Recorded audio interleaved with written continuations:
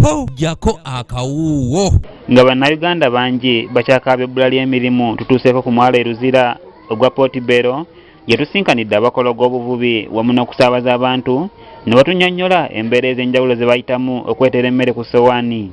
Okukwata katimba eno ngege okufuna bwennyanja obuzibu ya bei eno yali mutwalo 3 naye olwaleero tutunda mutwalo 2 bei gyakendera okitegera.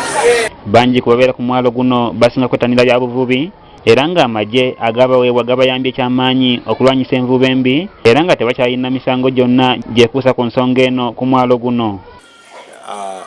Baatuwa amagye aga UPDF agakola mu mazzi, amaato agataali matuufu wano badisitulowingawo amaato agawera 4.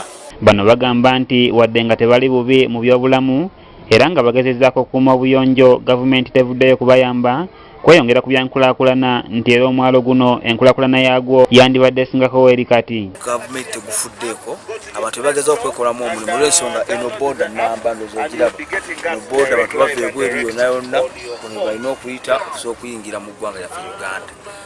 So yensu tebagufuddeeko bufinga gavumenti naye nga gwe gwandibadde mwalo ogusinga ne wano obulungi.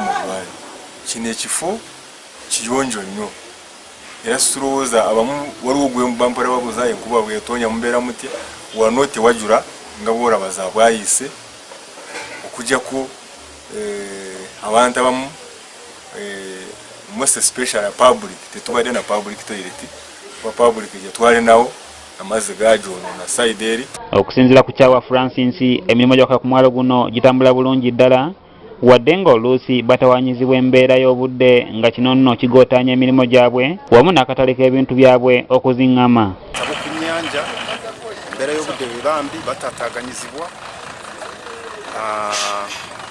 oluusi ne tufunako embeera y'akatale oluusi nga ntono kasita enkuba beera etonnye abantu bayinza okujja batono naye bizinesi kutwaliza wamu teyandibadde mbi.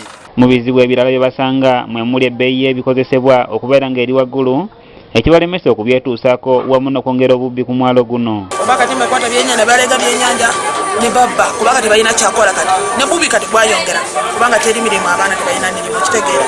Kakati wano ndooza tulina abantu kubawera ne 10 abalina ki abalina envuba nnungi gyetaagisa n'amatu wano ku mwalo zonna teziwera amatu. Bano bagamba nti wadde nga gavumenti evuddeyo okulwanyisa envubu embi wabula kikyali kizibu ddala okugimalirawo ddala kubanga abavubi abasinga bagulirira abasirikale abakola omulimu guno olwo ne basigala nga bakyamenyera ddala amateeka. Amatubise oyagala fuuti 28 nga gwe mugongo gw'eryato esekeeza eryato ligenda okuggwa nga kinaala. Uwuma Luseka Gyako yakusakidde eggulire lino okulwa ABS Television. Nebuziba naye mubi naye si mubi nnyo.